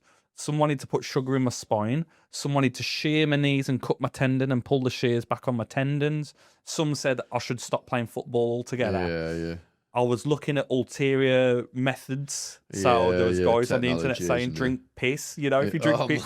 So I was considering all these things because the pain was like nothing I've ever suffered. I've broke bones, cracked ribs, teeth, concussions. The worst pain I've had was this constant chronic knee pain. But I think the point I'm trying to get to is I listened to the science. Started wearing these insoles, and it changed my biomechanics. So seeing your running style, and the pressures, different. It's different. And a lot of people talked about obviously the pressures I would have on my hips and lower back, and for me it was just about understanding that I'm different, and I'm gonna, from point A to point B, whatever in my life, whether it's sport or whatever, it's gonna take me. It's gonna be my way or no way. And I remember speaking to a very good world-class athlete called Haile Gebrselassie, who I met a couple of times, and I think it was Great North Run. I was sat there with my coach, and he said, "Look at how I run. Everybody says I run different to them, but I'm the world record holder. So is it that I'm different, or is it that everybody else is different?" And he's from that conversation, it just reassured me that, look, there's things that you might want to try to change, but if you're changing like significant body movements, then your body's naturally gonna, because it's like action reaction. So if you're putting insoles in, it's gonna really change your whole your body mechanics, but also your posture. Also, you're now thinking about the changes as well. So I embrace certain technologies, whether it's nutrition, whether it's, I do recovery. I do a lot of different recovery strategies. So I've got red light therapy, hydrobaric chamber that I utilize. I swim. I do lots of different therapies. And that's because I periodically change my whole outlook to say, actually, if I'm going to add something, it's got to add value. If I don't like it, I just take it away. But it's not all at once. It's not, right, on Monday, I'm going to and it's all going to be first off. It's I put things in place so that they have an impact, but on my time scale. And I think when we do anything biomechanically, we just need to be very careful, because biomechanically, for what? A human being, which every human being is different. Like you say, your body type, your structure, your mindset is completely different than everybody else. And that's why when you change anything, it needs to be Richard Whitehead is changing this because of this, not Richard Whitehead wants to be the best athlete and he's seen this human being, and this human being should walk like this or should travel like this. And it's just a real honest way of looking at biomechanics instead of textbook. Yeah. But the young 20-year-old version of Kyle Perry listened to these specialists, and that was probably my first mistake I should have did. And I learned that during the process, because the guy who said, you know, the sugar in the spine, straight in your spine, he was like, don't listen to the knee person. Went to the knee person. He says, look, don't listen to that. And I thought, all these are doctors I should be listening to and looking up to, but they're all telling me different things. So they're just humans at the end of the day. And also, whether they're qualified or not, again, they're probably qualified in the human behaviour, not in your behaviour. And maybe if that doctor then came and lived with you for a week and then made that assessment, not you went into his clinic or went into his office and then within half an hour made that assessment. But that's why I think they have an agenda to push their narrative. For sure. Like I said, I had 20 years of moving and talking and acting as I did, and my body adapted to that. So yes, I had eye insteps, but I was very quick. I used to do 200 myself. But when I started doing this, like I said, everything fell, the bricks fell, my weight increased, and it was just a bit of a slippery slope. I had very similar circumstance to that. So I, with my disability being congenital, because obviously I didn't have any legs from the knees down, then it also affects every other part of my body. So I've got one hand bigger than the other. And through athletics, obviously you're trying to do things symmetrically. So anyway, so I'd lifting weights, obviously, like my running mechanics, and I'd be complaining a lot about kind of not being able to kind of really activate my fingers. Anyway, so with British Athletics, they'll go, oh, my forearms are too tight. I've too many like bicep curls or too much weight training. I was like, it's not. I do everything in moderation, but I'm still getting this like tightness through my wrist. And is it affecting your sport? Well, a little bit in my training.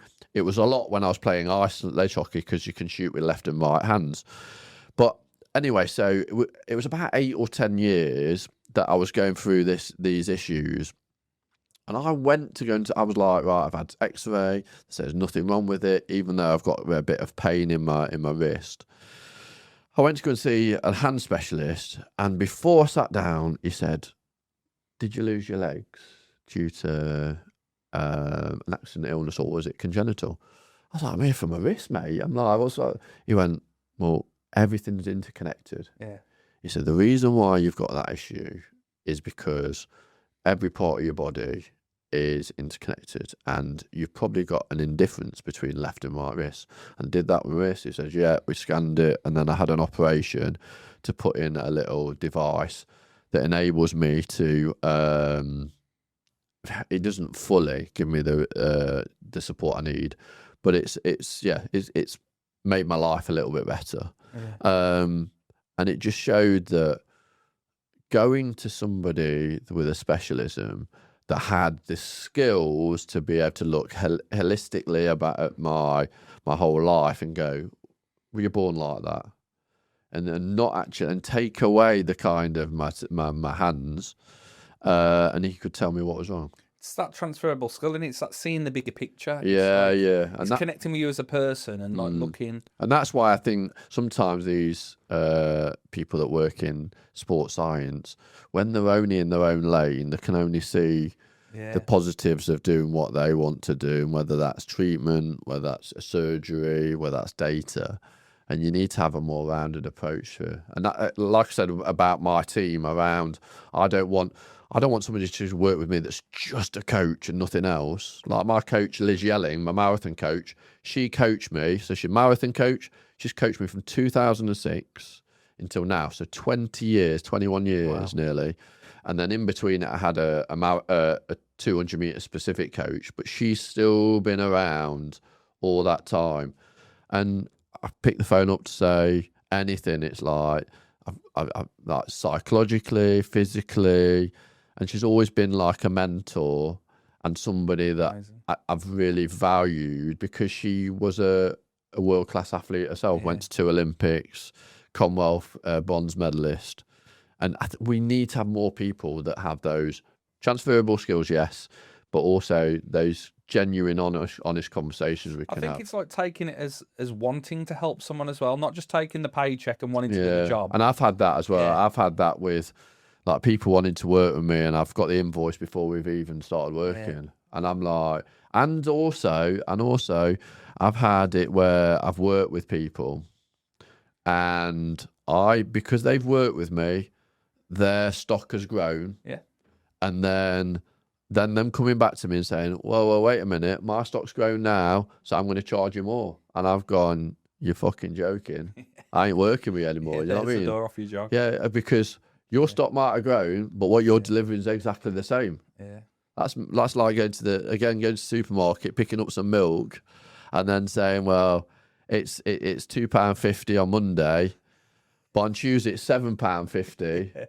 For the same milk, and you go, well, I have the £2.50 milk, thanks. Yeah. And I don't like that, because it then, well, I didn't actually work with the person in question, and it's a true story, because I felt he didn't want to work with me for the right reasons. He wasn't buying into this success. And it's a shame, really. It's a shame people get like that, driven by money.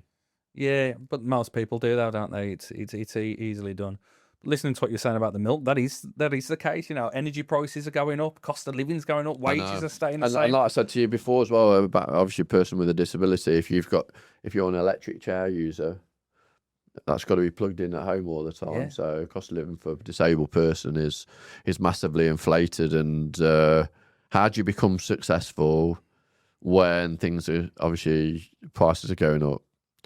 It's about being more resourceful, and I think obviously the disabled community definitely are more resourceful, and the wider world can learn a lot from the disability community. You look at the major minds in this world, the Elon Musks, etc., have all got conditions or on the spectrum that affects their expertise, and I think we're all a little bit on the spectrum, aren't we? So, yeah. What do you think about the Neuralink? Have you seen that? Yeah. I think there's always lessons to be learned, and everything that you kind of can take in, and I think we're all interlinked. But I mean, with like Elon Musk and like the changes of technology, do we see a time in 10 years where, you know, how do you describe it? You could have toes again. Do you know what I mean? Like there's a I think does that interest you or not? Not really. I think. But then you talked about film earlier, and like Back to the Future is always on TV, and then you look about like Back to the Future said that like in was it 2017 the be overboard. Yeah, exactly all that stuff. Yeah. I know, and you just go. It's interesting.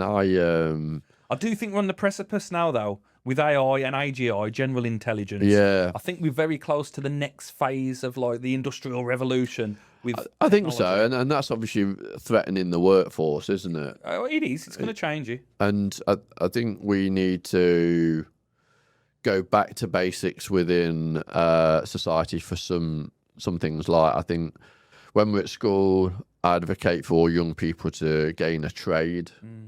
As well as whatever they're doing. So if they're wanting to be AI specialist, coding, whatever they want within the AI stroke media industry, whether they want to be a creator or whatever, I think secondary, every child should have a trade. Yeah.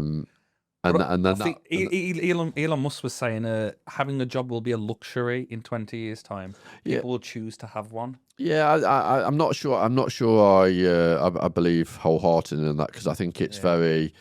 I think because he's quite. Well, when you hear him speak, he's not really in the moment. It's like very robotic. He's somewhere else. Yeah, he is. Yeah, I think. Society fascinates me though. Yeah, society will always have to have a plumber and electrician. Like all these like AI kind of data banks that are all over the world. Like somebody's going to have to like service them, and somebody's going to have to like power them at some point. So I think it's the amount of water each one of these data centers uses. Crazy, well. isn't It's it? going to change everything. The consumption of water.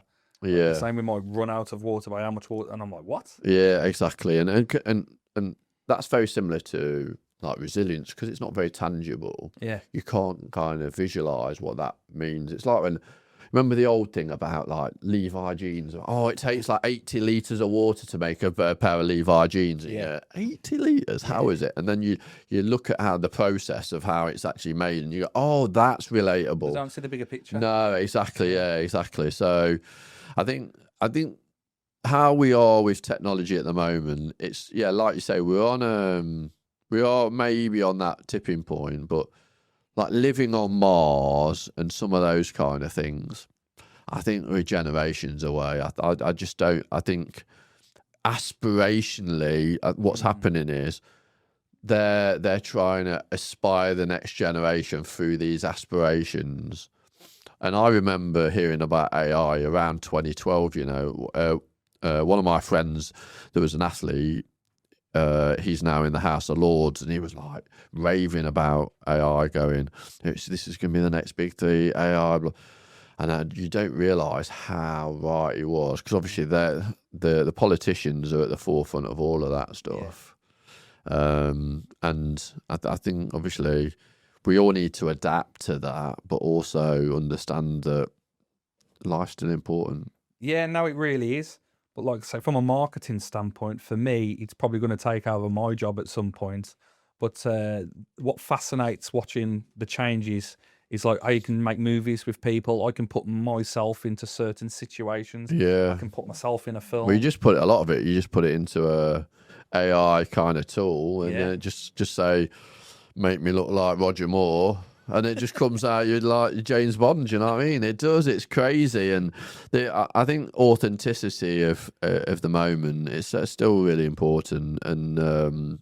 But that is what's few and far between now. Authenticity. Yeah. That's what, you've hit the nail on the head with that. Yeah, because like I say, you can develop a real toolkit that puts you into a different. You could be living a completely different life to what people are seeing, and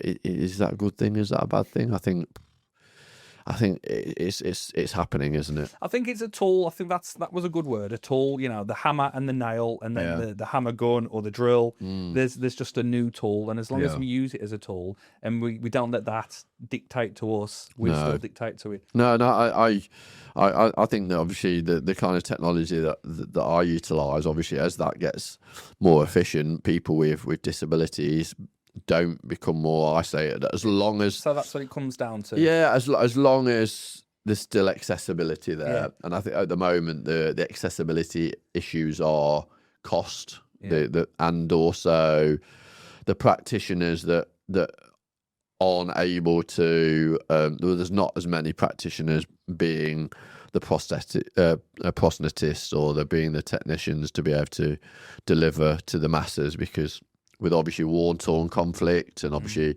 diseases and illnesses all over the world, there's so many people that are still not accessing everyday living. Yeah, I think what I like is that, have you seen the ecto suits? Yes, So you I've can, seen those. Stand, walk. Yeah, exactly. Yeah, But also for ably-bodied people to help them walk up mountains. I see more. I think it's China. I think they wear them in China. I think again, it's like you get things like that for people that are able-bodied.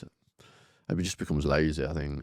Yeah. I think again, it's like it's like the carbon shoes, these super shoes. I'm like going. The reason why Joe Public would wear some carbon shoes to run a marathon is that because. What have I got on here? What are these? Yeah. Are they carbon shoes? Are they? I don't know. It wasn't cheap. About 200 quid. Oh, probably are then. Yeah, if they're 200 quid, and do they enable you to be physically active? Probably not. Trainers are something that you put on. As long as they're good trainers, you can probably run in the gym. You can run a marathon in them. Carbon shoes enable you to run faster, do they? And I'm going, well, that has an impact on fitness a little bit, but the number is something you're chasing, not the fitness. Yeah. So as soon as it comes away, so for instance, obviously my blades that I wear are basically the same from when I started, apart from the sockets are a little bit lighter because of the technology, but the blades themselves are virtually the same. So I did my first marathon in 5 hours 19. My world record's 2:40. I know that time difference, I've done that. I'm saying that a lot of marathon runners, when they run a marathon, a lot of them aren't doing it. It's the shoes that are doing it. Because if it wasn't the shoes, then go without them. Because I'm telling you now, Well, something's changed, isn't it? Was it 2 hours? The guy just did it in these carbon shoes. Yeah. So I'm telling you now that like that for me is not a good use of technology. Yeah. That's chasing numbers and that's self gratification. And there's organisations now on the website on the internet that then call out people that falsely put like times on. So they'll say, "Oh yeah, I've just broke 3 hours," and it's the Strava data, not the actual finishing time. Yeah. And there's companies now that call that out. But for me, it's dishonest for sure. Yeah. But it's also not a representation of who you are. But again, is honesty going to pay the bills? Is honesty going to earn them all that money? But honesty is going to make you sleep well at night. 100% agree. That's where we align so much. Yeah. Like I said, for me, with these, like my life's been pain, for football. training full time was one of the hardest things I did. It was physically painful. Getting out of bed, going and training, and then being easy, right? No, it destroys you physically. Yeah. I just thought I was always very mentally strong. So now I've got these. I feel like I'm standing on cushions. So I can't go to a festival anymore because after about 2 hours, your knees are done. Yeah. I'm done. I have to sit down, lie down. Like I have to lie down. I feel like my spine's being compacted. Yeah. So, you know, I'm sure. And that's the thing, isn't it? With sport as well, they say, is sport good for you? Yeah. And I think at that elite level where it's your lifestyle, unless you're looking after yourself and have people that go, yeah, I think you need to have a rest, or I think you need to be doing this, or this is a great thing to invest in, or this like you need to be going in this chamber, you need to be doing this for recovery. Like recovery is so important. Like my recovery, like now, is more important than anything else I do. Even the hard sessions, my recovery is so important. Because without that, I can't, like, my body feels tired now, and I've got 2 training sessions to do today. So how do I do that? It's like knowing that I've got the recovery strategies available. Finding balance, right? And that's really hard. I think within elite sport, there's no room for balance, because you get in that room with your manager, and he's not going, did you sleep all right, or are you having good relationships with your partner at home? He's going, this is what we need to win. But the good people that understand life and sport understand that from point A to point B, or the winning, or whatever it is, that is not going to be the same for every person. Yeah. And if you've got 12 people in a room, 11 people, however many in a team sport, everybody's journey to that finish point, or the game time needs to be different, because they're not robotic. Everybody's different. Like, how can you?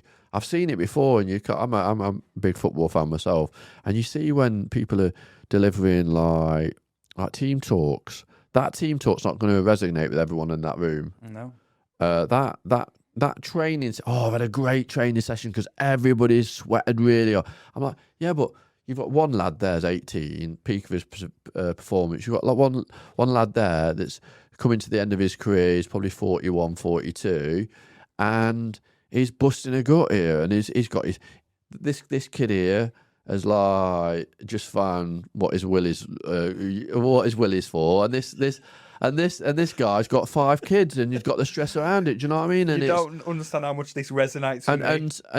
And it's so different. I see it in Olympic Paralympic sport, where like a performance director's got it so wrong. Yeah. And mentorship is so important in performance sport. I think every athlete, and I think every person in life, needs to have a mentor. Every athlete needs to have that time of reflection, support, but also understanding responsibility. And when each person goes into that environment, athletes should go into that changing room knowing what their responsibilities are, and then the team around them, they know how to motivate them to get the best out of them. Because I've been in teams, like I told you before, very poor, and then with myself, I know the reason why I've been successful is because I get to that start line, and I know if I'm relaxed, if I've done everything, if I show up, if I've got all my ducks aligned, I can give my best. And that's what I try to do. Mental agility, what comes across for me, how strong you are mentally. Yeah, but you still have obviously tough moments. I think everybody has tough moments. Yeah. It's and you are human. You're right, yeah. And it's not about not showing them. It's about when it's time to perform. It's that switch, and then you perform to your best. And you can't do that 24/7. But having those moments, like I say, Paralympics once every 4 years, like 1st September 2012, at 12 o'clock, I had to give my best. Yeah. If I had any like stress or anxiety or illness, at that point, you still have to give your best. How do you prepare for that? And it's preparation is key to success. Yeah. Even the minute details, like before my races, even now, before a marathon, 4 hours before, I start my preparation. And so if the race is at 6 o'clock in the morning, which some marathons start at 6:30, I'm up at 2 o'clock. Up at 2, nutrition, doing my dynamic stretching, do my activation. Maybe I'll go back to sleep for half an hour, but all this 4 hours is a process. When I was sprinting 12 hours before, I'd know exactly what I was doing, how I like sleep, eat, who I'd eat with, the conversation I had, my warm-ups, my last conversation with my coach, my drills, get on the start line, deliver my race. All structured. And the reason why that is because I want replication of what I do in training, because obviously when you're a competitor, your competition should be a representation of how hard you've trained. Yeah. And that's it. Nothing else. It's you can't, not many people can like have a shit training week and then go into like matches and go, oh yeah. Because I've heard, obviously, I know that you were not managed with Paul Merson. And I've heard him say, oh yeah, I used to go out, get pissed, and then have my best match I've ever had and score loads of goals. I'm like, that does not happen. That does not happen. It's like, maybe in your mind it does, but that does not happen, because I tell you something, without the drugs, without the drink, you'd have been a lot better. Yeah. 100%, because they are blockers. They are blockers. It's not just tying your hand behind your back. For me, it's about being free, being in the flow, have access to all your tools and all your weapons in life. If you've got more, you're more dynamic, you've got more opportunity for success. Giving yourself the best chance at life, isn't it? The sleeping patterns and routine. Yeah. Because sometimes, that you think, oh, well, just an extra an hour's sleep, that's not going to make a massive difference. But it will do. Yeah, inspiring me. So, I mean, my probably biggest weakness over the last few years was like balance, slowing down, seeing younger athletes come up, footballers. Yeah, and I'm gonna let myself have the box of Jaffa cakes now, because the balance in my head was I had 20 years of being the best athlete I could be. Yeah. But then after, also your focus has changed as well. It did, yeah. But then I wasn't being good to myself because I was slower. Yeah, I was more lethargic. Yeah, I was like, oh shit. The best version of myself gave me the best chance in life. Yeah. And then last 2-3 years, I've been having to find a balance of pulling it back to that kind of... I think the problem with athletes generally is it's like night, day. Yeah. That's the problem. So and that's what you'll see an athlete that's literally like, I trained 40 hours a week. I was 100% disciplined. And then I never go to the gym. I drink a bottle of whiskey a day. Yeah. I eat, I womanize, I do this, I do that. And I'm going, but that's so different. Yeah. Where's your equilibrium in life? Lifestyle. And where... That was my issue. So when I would be training, hour and a half in the gym, everything was maximum. And now I've realised, okay, Kyle, be kind to yourself. Go and just do a 10-minute run. Yeah. I haven't got to do a 5K. Just do 10 minutes. Just get out, hit the road, stretch. And I think the hardest thing for athletes, and I've seen this quite a lot, and seen it some of my friends that were at high level in sport, is they'll see people that had seen them compete, and then they'll go, oh, it's great to beat an Olympian. And I'm like going, but yes, they're always going to be Olympian, but you've got to kind of think that person's in a different headspace at the moment. It's not about a competition anymore. It's just about kind of being in the community. And you, as an athlete or a professional person within sport, you're in a bubble, aren't you? Yeah. And within that bubble, I know with certain sports, especially football, like there's not a lot outside it that has an impact, because everybody wants to be insular, and it was all about the performance, all about not letting anybody else in just in case they upset the apple cart. And I think that's a real problem within certain sports, when if you get dropped, and I've had the same, like I've got dropped off of funding. Luckily I had people around me, and I had support and sponsors that supported me.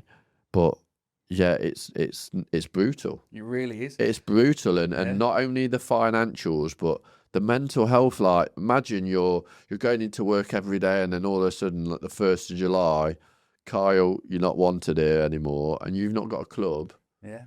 You either go and train on your own, maybe at a club or with somebody that believes in you, or or you're paying somebody just to, and I see it with some of the footballers, you go,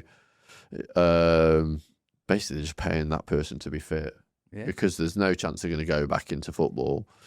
And the mindset after being like switched on to switched off, you can see all those negative behaviours kind of creeping in, and that's what really does affect athletes. And I think there needs to be more support around community, and they are working on it, especially in the PFA. They do have initiatives now to help players as they exit the game, not just at the end of the game, for those academy players who get rejected from the age, kids are going into camps now at 8 and 9 going to Man City, and then they're convinced that the culture, that they're always going to be a footballer, and then a lot of them, 99% of them in fact, at 18, 19, chucked to the curb.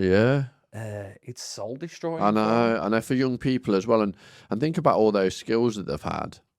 I have had like conversations with, especially some of my friends that have got kids that are in some of those academies, around when you're in your 60s and your child's in their 30s now, so a young adult, and got their own family, would you rather played football with your son, or would you rather watch them on the sidelines for 10 years? And I think that's a really interesting conversation that we should have around that time, because I remember my dad like driving me a lot to like my swimming lessons when I was younger, before school and after school, and I remember how much did he actually get out of that, apart from actually supporting his child, and maybe it'd have been better him actually swimming with me, and then actually just solely taking me to those swimming competitions, because I think as parents sometimes we live our lives through the kids too much, and don't ask or think about the impact that we are not having or having. I played football 100% because my dad was obsessed with it. I wasn't interested as a kid, but I ended up being dragged to play. And that was the same with me with swimming. I hate it. That's literally, I quit swimming when I was 21, and I didn't swim for 10, 12 years after. I just hated it. I hated the smell of chlorine. I hated the people that I swam with. I hated the isolation. I felt it isolated me from society. I felt it was a little bit like I was getting in the water, you couldn't see my disability, and that was a good thing. I think it was very negative for me. And that's the reason why when I found running, I was like, this is the way to express myself. Like, be proud of who you are. Like, be courageous with it. And the world's your oyster. And I think we need to have more opportunities that are embracing like that, not just isolating. You know what it was for me? Running was always a punishment in football. So you made a mistake, get on the line. Bleep test and all that stuff. Yeah, it's always okay. You're not fit enough. You're not. You're overweight. And that's you run. Some kids at school say, "Oh, I hate PE because of that. Hate cross country. Hate it because it's tough. It's running." And I'm like, that's a wrong thing about kind of running and sport, and that's why we need to get young people engaged in movement and remove some of the hard, toxic words around sport, like physical activity is a little bit too tough. Running is too tough. I think movement's more dynamic, and movement can be a lot of different things to a lot of different people. It took me years to realise that I actually enjoyed it. The air in my lungs, seeing the countryside. I've got Cannock Chase over there, running up in Cannock Chase. And then the feeling afterwards when you give it everything and you just feel like, I don't know, just like this energy release. Exactly, the endorphins, it's... I had to teach myself to realise I enjoyed that, and it's about letting yourself go, isn't it? And understanding that when you're in your car driving through your local community, you miss a lot. And when you're out on your feet, you're in full control of how fast you move, where you go. If you want to go left through the park, or you want to go run to the supermarket or wherever, it's a great opportunity. And even that, there's a lot of people that don't have the opportunity to be physically active because of health conditions, and you've only got one life, you've only got one body, so make use of it. Amazing. Thank you very much for the time. Do you No, want to anytime. touch on your foundation or anything? Do you want to plug? Yeah, no. Obviously, I've got a foundation. I'm really passionate about it. Yeah, obviously, I do a lot in the community myself. I'm still competing. Obviously, my channels. You can follow me on my channels. I just love to hear about people's fitness journeys and journeys around maybe some of their struggles that hopefully I can help to unlock. And I think when we do feel isolated, we feel there's nobody out there that can listen. And I think the more people that have platforms like this gives everybody a true reflection of society, that there are people out there that listen, that want to be part of a community. And I wouldn't say I've been fortunate at what I've done. I've had to work really hard.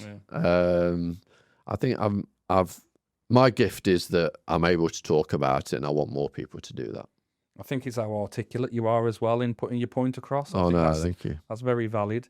And finally, what's the next on the agenda, the tasks? So have you run 6 marathons this year? Yes. 10 last year, 6 this year? 20 last year, 6 this year. 20, wow. Yeah. And you've just done the world record for the... Twice, yeah. So I ran 3 marathons in 15 days. So I did Milan, Boston, London. I ran 2:40 in Milan. I went 2:52, and then I ran 2:40 low in London, which broke my world record, so twice in 15 days. So Project 300, so towards 2:35 in Chicago, hopefully. And is Chicago? And that's October. Right, okay. Which would be a massive task to be able to do that. Yeah. I chose to kind of have a real time-based challenge this year, just to really showcase that whatever stage you are at life, you can still kind of push on. And also, whether I get there or not, that by putting things in place, you can be better. And I still feel I can be better every day. My real purpose and drive at the moment is to connect with those hard to reach individuals that feel they've not got any hope or aspiration. And hopefully through doing these kind of things, I'm able to do that. But don't feel that you have to try and do a 2:40 marathon or even run marathons. Hopefully it just shows that we all have those barriers, physical, emotional, psychological barriers in our life. And by just having some positive behaviors, having people around you, can achieve anything. And it starts by just believing you can do it, and then achieving, and just taking one step at a time, and then embracing what life can bring. I do have one final question. Your proudest career moment, because you've achieved so much, what do you look back on and go, yeah? I think a lot of people would say London 2012 because it was like a defining moment. I think probably my first marathon, because like even my family were not sure of how I was going to get to the finish line. Yeah. And wasn't you told in 2012 you couldn't run the marathon? No, yes. So for London 2012, I didn't have the marathon, so I had to do the 200 meters. That's why I did the 200 in the games. But I think that marathon in New York in 2004 I was away from any comfort zone. I had no support networks there. I just went and I was like, this is going to be really fucking tough. And I had to. I believed whatever state I would get to the finish line, I would. And then the whole 26 miles, I'd learn about who Richard Whitehead really was. And I did. I got to the finish line, and it was the hardest thing I've ever done physically. I wasn't prepared. I think those people that do the first marathons don't realise how long 26 miles is, which is long. And then just the emotional side, and then how when you let yourself emotionally go, however tough and resilient you are, however robust you are as a person, I think it's something spiritually really does change. And and I lost my friend Simon from sarcoma in 2005. And from kind of seeing how strong he was with his family, it really did kind of say, look, these moments are not about medals. It's about that memories that you have, but it's all about actions as well. And when you have that real triumph in your life, if you share that with yourself, that's only one person you have impact with. If you share it with the world, it's incredible. And if you change yourself, you can change the world. And I think through moments like that, I really did. Wow. Amazing. Do you think I'll be able to run a marathon? You could. Anybody can. I believe yeah, but hearing you say I can run a marathon will convince me. Yeah. I think everybody can. Everybody can run a marathon. Everybody can run their own marathon. And whether it take you 8 hours, 9 hours, or 3 hours, it's something that's life changing.